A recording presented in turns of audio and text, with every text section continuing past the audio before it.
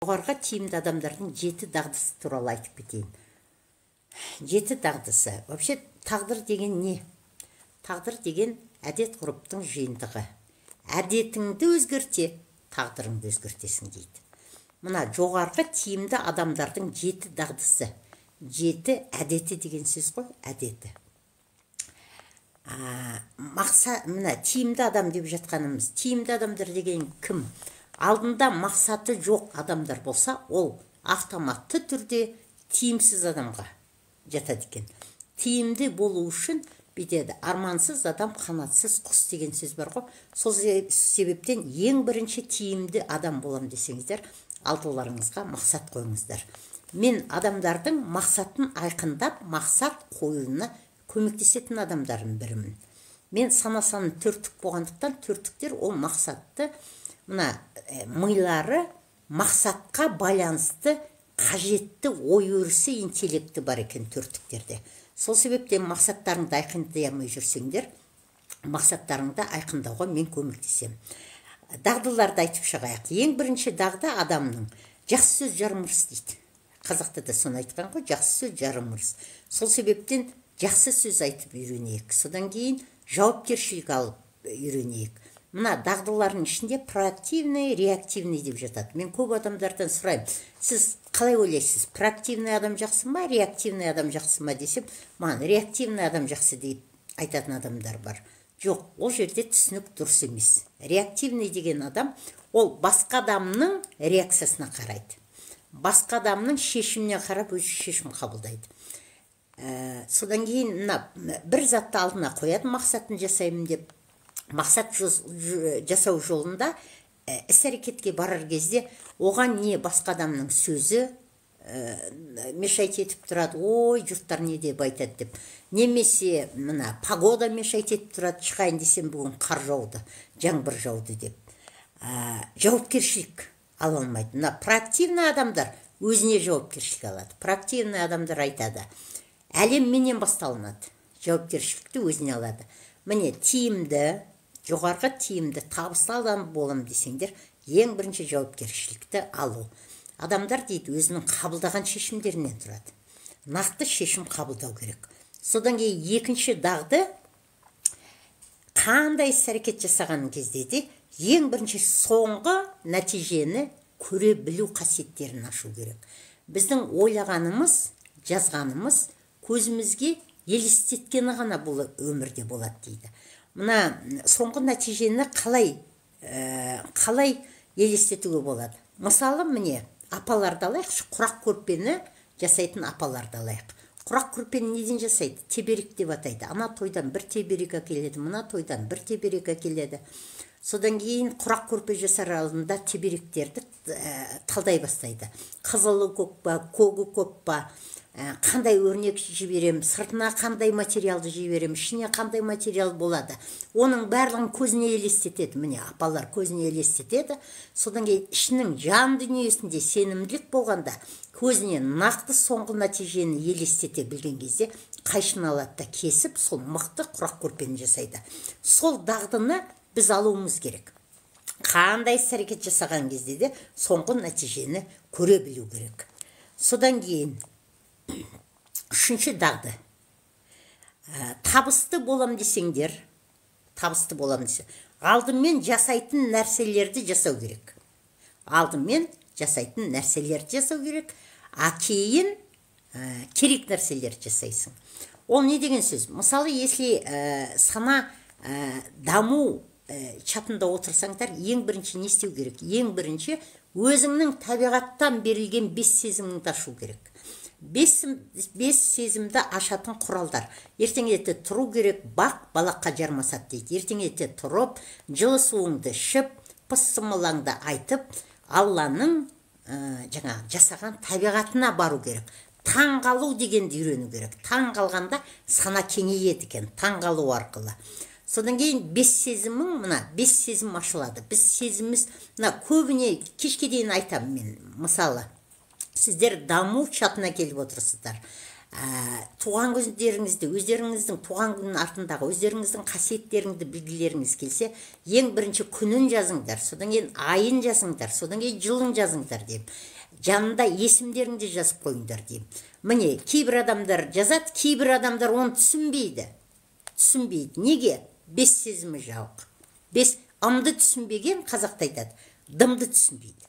Сол себептен ең бірінші бес сезімдерді ашу керек. Мына табысты болам десеңдер, даму сатысына келем десеңдер, ең бірінші ымды түсіну, бес сезімді көтеру. Бес сезім жүргеннен көтеріледі. Одан кейін қай жерде көтеріледі? Тағы екінші инструмент берейін. Жазғаннан, жазуды үйрену керек. Жазған кезде міне бес сезім жұмыс істеп жатады. Жазған кезде сен не жазып жатқанын көресің ба? Міне, егер сезімдерің мүлгіп жатса, энергияларың мүлгіп жатса, онда табысты болмайсыңдар. Ал жазған кезде сен не жазып жатқанын көресің ба? Көресің. Оқисың ба? Оқисың. Сезесің ба? Сезесің. Біреуге махаббат туралы жазып жатсаң, сенде махаббат энергиясы болады. Біреуге ашуланып жатсаң, сенің эмоцияңды ести аласың. Міне, бес сезім жүру арқылы ғана ашылады. Бес сезім жазу арқылы ғана ашылады. Ол жаңа үшінші дағды. Ең бірінші алдымен жасайтын нәрселер жасау керек. Ең бірінші дамыйым десеңдер, осы даму сатысында міне Рыскелді дұрыс жазды. 21.01.87 деп. Бәріктерін сөйтіп жазуды үйрену керек. Төртінші не? Төртінші міне өз қалауына басын сұғып, қаламаған затынан басын алып жүргендерді Абай Құнанбаев жарты адам деген. Адам бейнесіндегі мал деген. Сол себептен малдық қасиетті алмау үшін жаңа алдым, алады, ұттым, ұтты, вин-вин дейді. То есть өздеріңе ғана алмай, басқа адамға беру қасиеттеріңді ашыңдар. Мына қазір егер мен ақиқатты білімді беріп отырсам, яғни сіздердің қолдарыңызда не келеді? Мына тиктоктың заңы бойынша сіздер қанша лайк басып отырсаңыздар, соншалықты адамдарға эфир болып жатқанын көрсетеді екенбіз. Сонда сіз басқа адамның жетістігіне себепкер боласыз. Лайк басып отырғаннан іштеңгелерің кетпейді ғой. То есть түсінік жоқ кезде, рахмет, түсінік жоқ кезде біз ол заттарды жасамаймыз. Ал ол заттар басқа адамның жетістігіне себепкер бола, сіз өзіңіздің көзегеніңізді аласыз. Мысалы, міне, сіздер тәуелсіз адамдар отырсыздар. Мен тәуелсізбін.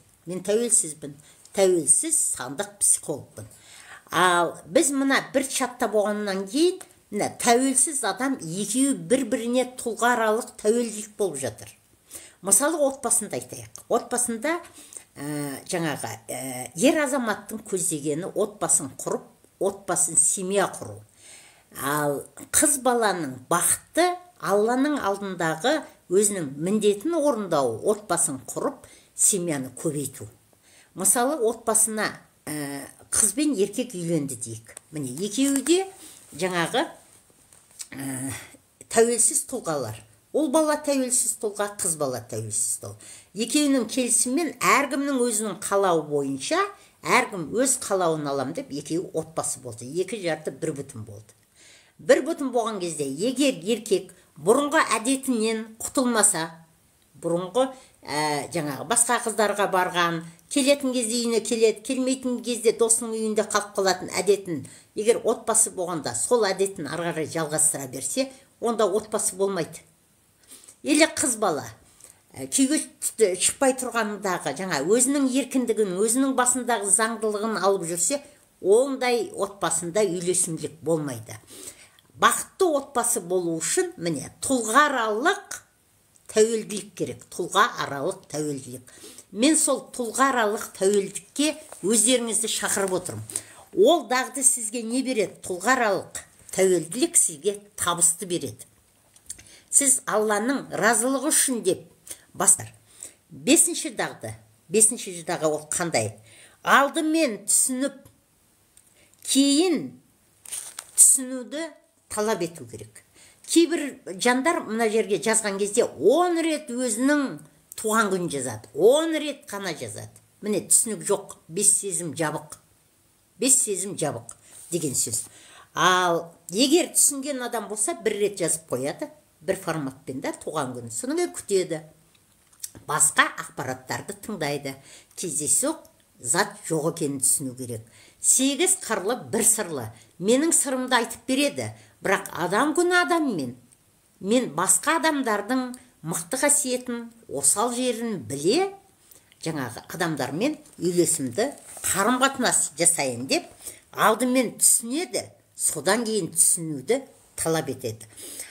Мен мына үш айдан бері жаңағы ақиқатты білім беріп отырғанда не көріп жатырмын? Бір жазған туған күнін 10 рет жазады. Мен айтыңызшы, мен айтыңызшы, мен айтыңызшы.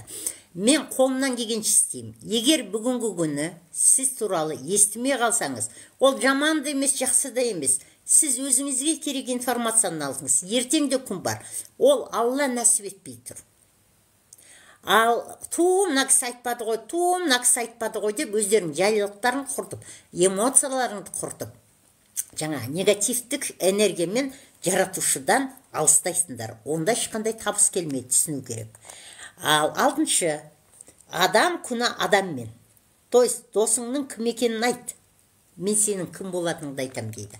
Достыққа шақырып отырмын, қарым-қатынасқа шақырып отырмын.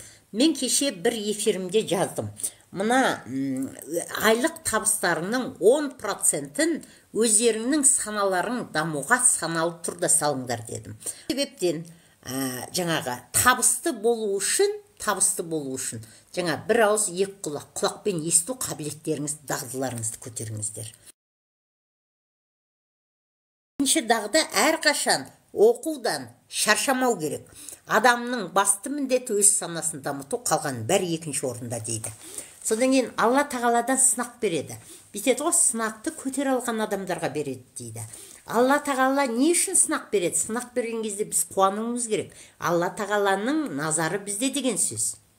Яғни Алла тағала сынақ бермеу үшін